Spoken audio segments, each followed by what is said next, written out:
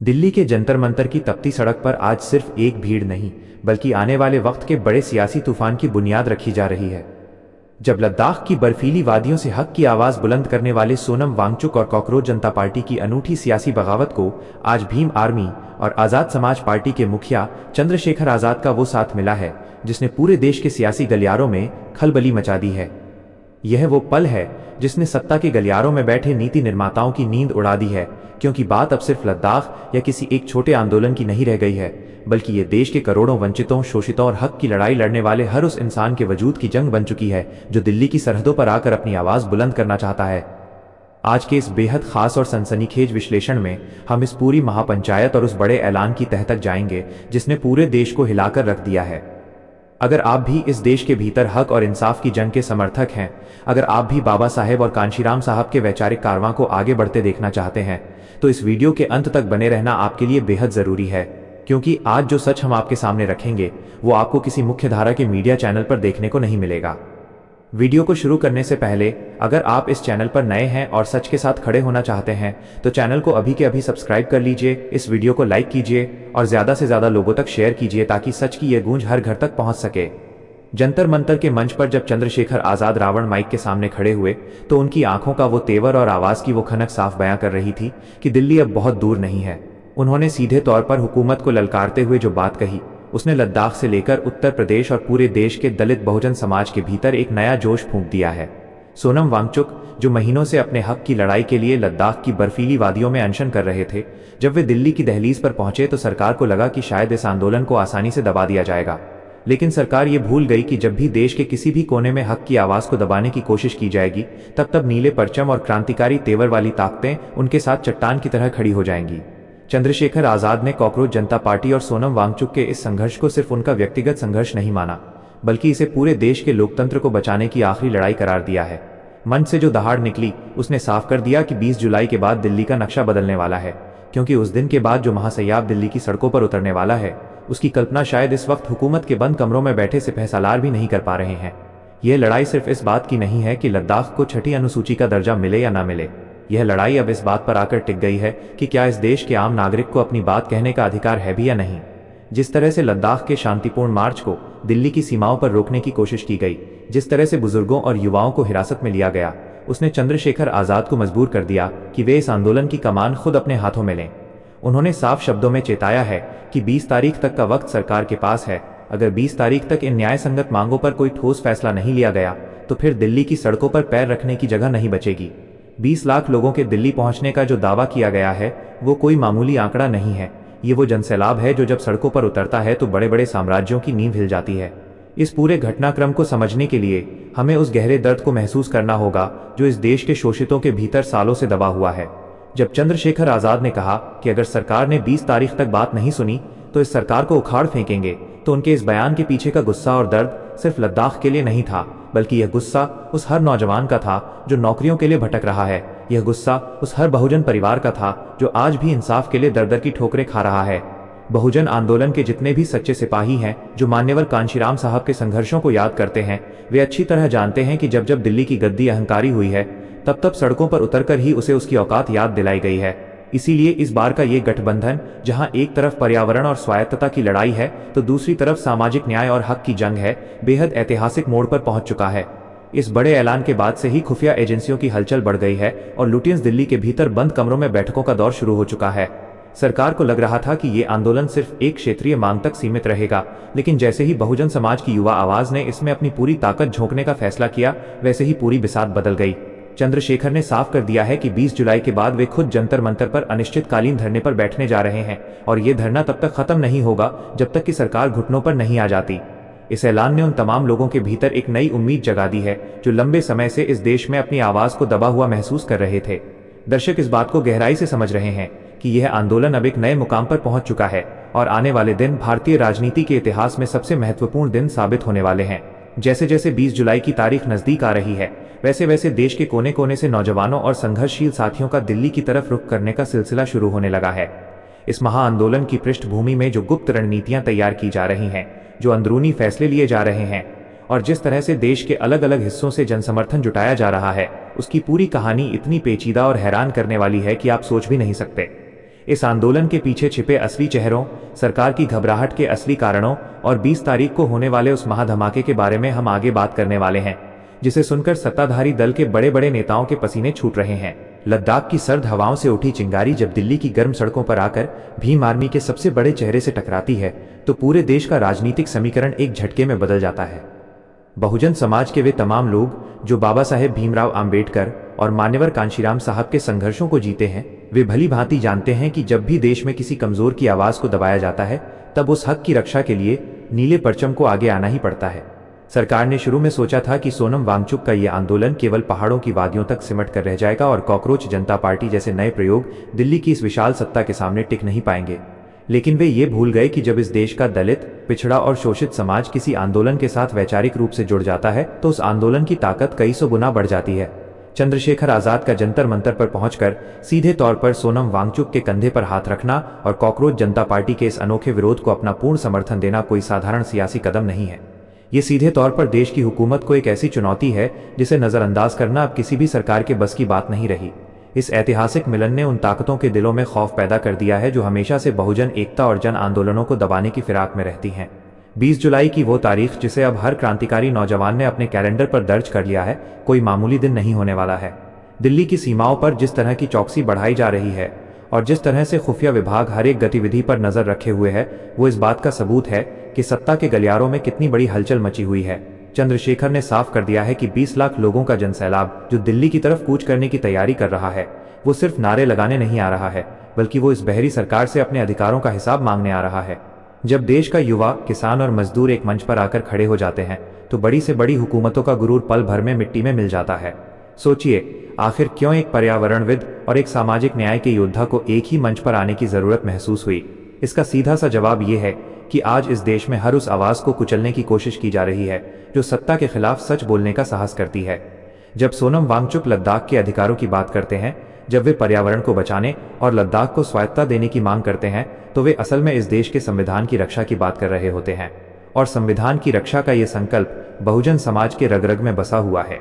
चंद्रशेखर आजाद ने इसी नब्ज को पकड़ा और उन्होंने भांप लिया कि यदि आज लद्दाख के भाइयों बहनों की आवाज को दिल्ली के बॉर्डर पर रोक दिया गया तो कल को इस देश के किसी भी कोने में बहुजनों की आवाज को भी इसी तरह बेरहमी से कुचल दिया जाएगा। इसीलिए उन्होंने जंतर मंतर की उस ऐतिहासिक जमीन से यह हुंकार भरी कि अब समझौता नहीं होगा, अब सीधे आर पार की जंग होगी। दिल्ली का जंतर मंतर गवाह रहा है कि जब जब यहाँ से कोई बड़ा आंदोलन शुरू हुआ है तब तब देश की राजनीति में बहुत बड़े बदलाव आए हैं। लेकिन इस बार का ये आंदोलन पहले के सभी आंदोलनों से बिल्कुल अलग और बेहद खास है।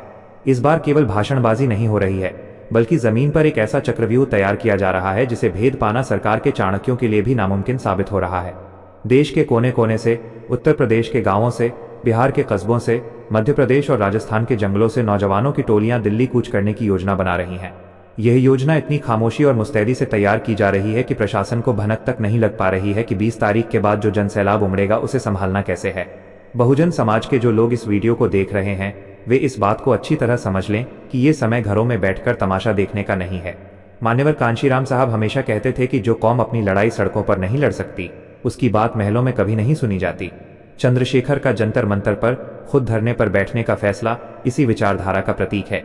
उन्होंने साफ कह दिया है कि वे तब तक वहां से नहीं हिलेंगे जब तक कि सोनम वांगचुक और उनके साथियों की मांगों को पूरी तरह से मान नहीं लिया जाता। ये एक ऐसा संकल्प है जिसने देश के तमाम विपक्षी दलों को भी सोचने पर मजबूर कर दिया है कि जो काम वे संसद के भीतर नहीं कर पाए वो काम सड़क पर उतरकर देश के युवा क्रांतिकारी करने जा रहे हैं। जैसे जैसे दिन बीत रहे हैं, सरकार के भीतर की बेचैनी साफ दिखाई दे रही है। बैठकों का दौर लगातार जारी है, मंत्रियों की पेशानी पर बल पड़ रहे हैं और पुलिस प्रशासन को अलर्ट पर रखा जा रहा है। लेकिन वे शायद ये नहीं जानते कि जब लाखों लोगों का हुजूम अपने अधिकारों की मांग को लेकर सड़कों पर उतरता है तो लोहे की लाठियां और पानी की बौछारें भी बेअसर साबित होती हैं। इस आंदोलन के पीछे जो सबसे बड़ी ताकत काम कर रही है वो है जनता का अटूट भरोसा और इंसाफ पाने की तड़प। 20 जुलाई की सुबह जब दिल्ली की आंख खुलेगी तो नज़ारा कुछ और ही होगा।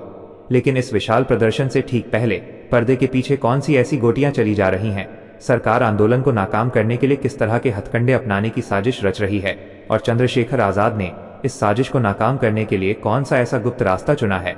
यह जानना हर उस इंसान के लिए बेहद जरूरी है जो इस महाक्रांति का हिस्सा बनना चाहता है।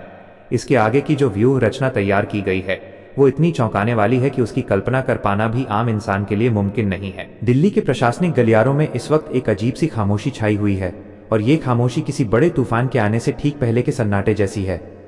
20 जुलाई की तारीख जैसे जैसे करीब आ रही है, वैसे वैसे सत्ता के शीर्ष पर बैठे लोगों की नींद उड़ती जा रही है, क्योंकि उन्हें भी इस बात का अंदाजा होने लगा है कि इस बार सड़कों पर सिर्फ नारे नहीं गूंजेंगे, बल्कि एक ऐसी वैचारिक सुनामी आने वाली है जो सत्ता के अहंकार को चकनाचूर कर देगी। चंद्रशेखर आजाद का ये ऐलान कि अगर सरकार ने 20 तारीख तक बात नहीं मानी तो इस सरकार को उखाड़ फेंकेंगे, कोई महज राजनीतिक जुमला नहीं था। ये उस करोड़ों बहुजनों, शोषितों और हाशिए पर खड़े लोगों के गुस्से की अभिव्यक्ति थी जो लंबे समय से इस देश में अपने हक, सम्मान और स्वाभिमान की लड़ाई लड़ रहे हैं। सोनम वांगचुक के शांत और गंभीर आंदोलन को जब इस आक्रामक और जुझारू युवा नेतृत्व का साथ मिला तो इस आंदोलन की तासीर ही बदल गई। अब ये सिर्फ लद्दाख की स्वायत्तता का मुद्दा नहीं रहा, बल्कि ये देश के हर उस नागरिक के वजूद का सवाल बन चुका है जिसके लोकतांत्रिक अधिकारों को बंधक बनाने की कोशिश की जा रही है। बहुजन समाज के इतिहास को अगर उठाकर देखें तो एक बात बिल्कुल साफ नजर आती है कि जब जब इस समाज के नायकों ने दिल्ली की तरफ रुख किया है, तब तब इतिहास ने एक नई करवट ली है। मान्यवर कांशीराम साहब ने जब साइकिल यात्राओं के जरिए पूरे देश में बहुजन चेतना को जगाया था, तब भी सत्ताधारियों को लगता था कि ये चिंगारी स्वतः ही बुझ जाएगी। लेकिन इतिहास गवाह है कि वही चिंगारी बाद में एक ऐसी मशाल बनी जिसने सत्ता के समीकरणों को हमेशा के लिए बदल कर रख दिया। आज जंतर मंतर पर चंद्रशेखर आजाद उसी कारवां को आगे बढ़ाते हुए नजर आ रहे हैं। कॉकरोच जनता पार्टी के अनोखे और प्रतीकात्मक विरोध प्रदर्शन को जिस तरह से भीम आर्मी का जमीनी समर्थन मिला है, उसने ये साबित कर दिया है कि हक की लड़ाई में कोई छोटा या बड़ा नहीं होता, बल्कि हर वो ताकत जो जुल्म के खिलाफ खड़ी है वो एक सुर में आवाज बुलंद कर सकती है। सोचिए कि 20 लाख लोगों को दिल्ली की सड़कों पर उतारने का जो संकल्प लिया गया है, उसे पूरा करने के लिए किस स्तर की तैयारी चल रही होगी। देश के अलग अलग राज्यों से, चाहे वो उत्तर प्रदेश के सुदूर गांव हों, बिहार के पिछड़े इलाके हों या फिर महाराष्ट्र और मध्य प्रदेश के दलित बाहुल्य क्षेत्र, हर जगह से नौजवानों ने अपनी कमर कस ली है। वे जानते हैं कि ये लड़ाई सिर्फ जंतर मंतर पर बैठने की नहीं है, बल्कि ये आने वाली पीढ़ियों के भविष्य को सुरक्षित करने की लड़ाई है। सरकार ने इस आंदोलन को रोकने के लिए अपनी पूरी मशीनरी को एक्टिव कर दिया है, लेकिन जब जनता खुद किसी आंदोलन की कमान अपने हाथों में ले लेती है तो दुनिया की कोई भी प्रशासनिक ताकत उसे रोक नहीं पाती। 20 तारीख के बाद जब चंद्रशेखर खुद जंतर मंतर की जमीन पर धरने पर बैठेंगे तो वो सिर्फ एक व्यक्ति का बैठना नहीं होगा, बल्कि वो देश के हर उस पीड़ित की आवाज बनकर वहां बैठेंगे जिसे न्याय के मंदिर से खाली हाथ लौटा दिया गया है। इस आंदोलन की सबसे बड़ी खासियत यह है कि इसने सरकार के उस नैरेटिव को पूरी तरह से ध्वस्त कर दिया है जिसके तहत हर आंदोलन को किसी न किसी विशेष दायरे में समेटकर बदनाम कर दिया जाता था। जब लद्दाख का एक पर्यावरणविद और देश के शोषितों का एक युवा नेता एक साथ आकर बैठते हैं तो सरकार के पास उन्हें बदनाम करने का कोई बहाना नहीं बचता। यही वजह है कि लुटियंस दिल्ली के बंद कमरों में अब इस बात पर माथापच्ची हो रही है कि इस बढ़ते हुए जनसैलाब को आखिर रोका कैसे जाए। पुलिस और अर्धसैनिक बलों की तैनाती की योजनाएं बन रही हैं, सीमाओं पर बैरिकेडिंग मजबूत की जा रही है, लेकिन वे ये भूल रहे हैं कि जब वैचारिक रूप से जागृत जनसैलाब आगे बढ़ता है तो कंक्रीट की दीवारें और लोहे की जंजीरें तिनके की तरह बह जाती हैं। जैसे जैसे 20 जुलाई की घड़ी नजदीक आ रही है, वैसे वैसे जंतर मंतर के मंच से निकलने वाली हर एक आवाज सत्ता के गलियारों में कंपन पैदा कर रही है।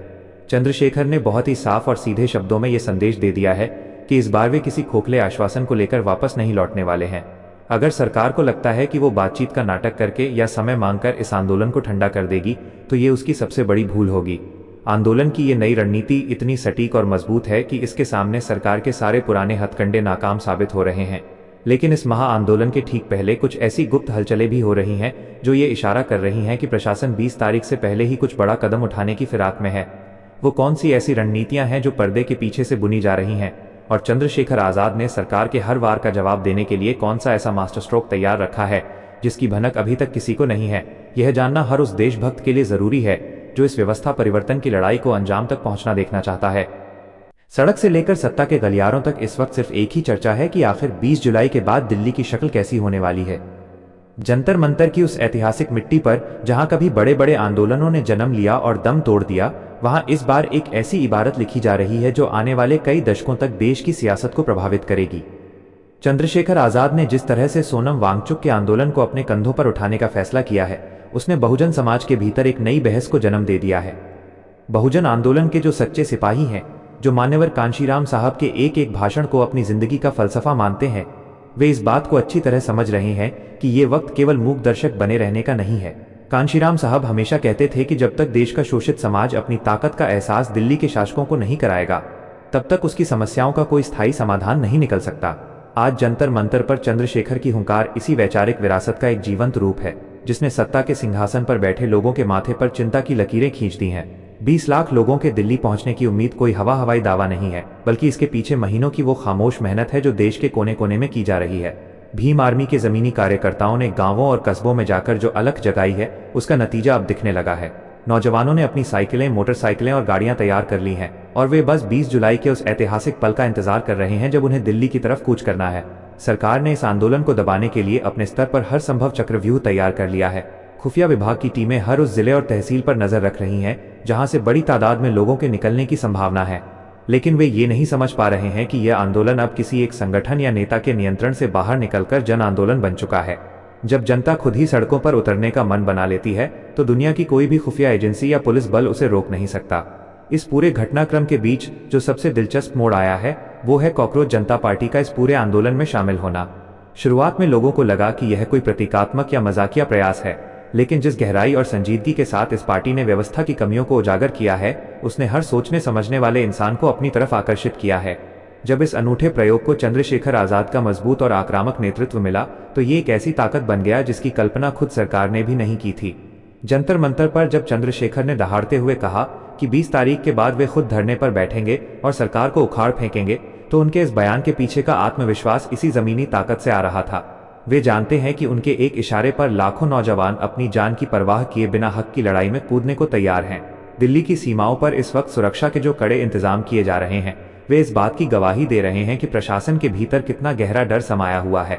बैरिकेडिंग को लोहे की कीलों और कंक्रीट से मजबूत किया जा रहा है। पानी की बौछारों वाली गाड़ियों को तैयार रखा जा रहा है, लेकिन वे भूल रहे हैं कि लद्दाख की बर्फीली चोटियों से जो पानी पिघल कर दिल्ली की तरफ आ रहा है, उसे इन कृत्रिम बाधाओं से नहीं रोका जा सकता।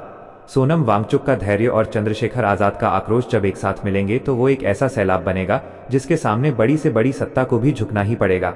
बहुजन समाज के लोग इस बात को भली भांति जानते हैं कि उनके अधिकारों की रक्षा केवल तभी हो सकती है जब वे देश के हर उस इंसान के साथ खड़े होंगे जो नाइंसाफी के खिलाफ आवाज उठा रहा है। जैसे जैसे घड़ी की सुइयां आगे बढ़ रही हैं, जंतर मंतर का तापमान लगातार बढ़ता जा रहा है। देश के कोने कोने से आ रही खबरें सरकार की बेचैनी को और ज्यादा बढ़ा रही हैं। ये सिर्फ एक प्रदर्शन नहीं होने जा रहा है, बल्कि ये इस देश के लोकतांत्रिक इतिहास की सबसे बड़ी परीक्षा होने वाली है। 20 जुलाई की तारीख जैसे जैसे नजदीक आ रही है, वैसे वैसे पर्दे के पीछे की रणनीतियां और भी ज्यादा आक्रामक और गुप्त होती जा रही हैं। इस महाआंदोलन के अंतिम पड़ाव में क्या होने वाला है? चंद्रशेखर आजाद ने जंतर मंतर पर बैठने से ठीक पहले कौन सी ऐसी अंतिम और निर्णायक व्यूह रचना तैयार की है जिससे सत्ता के बड़े बड़े महारथी पूरी तरह बेअसर साबित होने वाले हैं? और 20 तारीख के उस महाधमाके का असली सच क्या है जो पूरे देश की राजनीति को हिलाकर रख देगा? इसकी पूरी तस्वीर अब बहुत जल्द साफ होने वाली है। दिल्ली की हवाओं में इस वक्त जो भारीपन है वो साफ इशारा कर रहा है कि देश की तकदीर का फैसला अब बंद कमरों की फाइलों में नहीं, बल्कि जंतर मंतर की तपती सड़कों पर होने जा रहा है। 20 जुलाई की वो ऐतिहासिक तारीख अब महज एक कैलेंडर का पन्ना नहीं रह गई है, बल्कि ये एक ऐसी सीमा रेखा बन चुकी है जिसके उस पार एक नया राजनीतिक इतिहास लिखा जाना तय है। चंद्रशेखर आजाद ने जिस निर्णायक जंग का ऐलान किया है, उसने देश के उन तमाम शोषितों, पीड़ितों और बहुजनों के भीतर एक ऐसा भरोसा पैदा कर दिया है जिसे अब किसी भी सरकारी हथकंडे से तोड़ा नहीं जा सकता। बाबा साहेब डॉक्टर भीमराव अंबेडकर और मान्यवर कांशीराम साहब ने जिस स्वाभिमान और हक की लड़ाई की बुनियाद रखी थी, आज जंतर मंतर पर सोनम वांगचुक और कॉकरोच जनता पार्टी के साथ मिलकर चंद्रशेखर उसी कारवां को एक नई और ऐतिहासिक ऊंचाई दे रहे हैं। ये एक ऐसा मंच तैयार हो चुका है जहां देश का भूगोल और सामाजिक न्याय की विचारधारा एक होकर अन्याय के सबसे बड़े गढ़ को चुनौती दे रही है।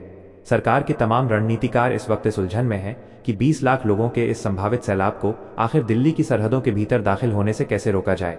गाजीपुर से लेकर सिंधु बॉर्डर तक और टिकरी से लेकर अप्सरा बॉर्डर तक हर जगह छावनी जैसा माहौल बनाया जा रहा है। लेकिन वे यह भूल रहे हैं कि जब करोड़ों दिलों में इंसाफ की आग सुलग रही हो तो सड़कों पर बिछाई गई कंक्रीट की दीवारें भी तिनके की तरह बिखर जाती हैं। चंद्रशेखर आजाद का ये स्पष्ट संदेश कि 20 तारीख के बाद वे खुद जंतर मंतर पर अनिश्चितकालीन धरने पर बैठेंगे, इस बात का प्रमाण है कि बहुजन समाज का ये नेतृत्व अब किसी भी तरह के समझौते के मूड में नहीं है। ये लड़ाई अब सिर्फ लद्दाख की छठी अनुसूची की नहीं है, बल्कि ये इस देश के हर उस दबे कुचले इंसान के आत्मसम्मान की लड़ाई बन चुकी है जिसे हमेशा हाशिए पर धकेलने की कोशिश की गई है। इस आंदोलन की सबसे बड़ी ताकत इसकी निष्पक्षता और इसकी जमीनी हकीकत है। जहां एक तरफ लद्दाख के पहाड़ों से आई शांत और दृढ़ इच्छा शक्ति है, वहीं दूसरी तरफ देश के करोड़ों नौजवानों का वो आक्रामक जोश है जो अपने अधिकारों के लिए किसी भी हद तक जाने को तैयार है। कॉकरोच जनता पार्टी के जरिए जो एक नई राजनीतिक चेतना जगाई गई, उसने ये साफ कर दिया कि जनता अब पारंपरिक राजनीतिक दलों के खोखले वादों से ऊब चुकी है और उसे अब धरातल पर ठोस परिणाम चाहिए। मंच से जब यह ऐलान किया गया कि अगर सरकार ने बात नहीं मानी तो इस सत्ता को उखाड़ फेंकेंगे, तो वो कोई कोरी धमकी नहीं थी, बल्कि वो उस जनता का हुक्मनामा था जो टैक्स तो पूरा देती है, लेकिन जब हक मांगने की बारी आती है तो उसे लाठियां और आंसू गैस के गोले मिलते हैं। जैसे जैसे 20 जुलाई की सुबह करीब आ रही है, वैसे वैसे देश के कोने कोने से नौजवानों के जत्थे दिल्ली की तरफ बढ़ने लगे हैं। कोई ट्रेन से, कोई बसों से, तो कोई पैदल ही इस महाक्रांति का हिस्सा बनने के लिए निकल पड़ा है। बहुजन समाज के जो भी सच्चे पैरोकार इस वक्त इस पूरे घटनाक्रम को देख रहे हैं, वे समझ चुके हैं कि ये वही मौका है जब इतिहास में अपना नाम दर्ज कराया जा सकता है। ये आंदोलन आने वाले दिनों में देश की पूरी राजनीतिक दिशा और दशा को तय करने वाला है, और इस बात में कोई शक नहीं है कि जंतर मंतर से उठी ये गूंज बहुत जल्द पूरे देश के कोने कोने में सुनाई देगी। 20 तारीख के बाद शुरू होने वाला ये ऐतिहासिक धरना भारतीय लोकतंत्र के पन्नों में एक ऐसे अध्याय के रूप में दर्ज होगा जिसकी मिसाल सदियों तक दी जाएगी। वीडियो देखने के लिए तहे दिल से शुक्रिया।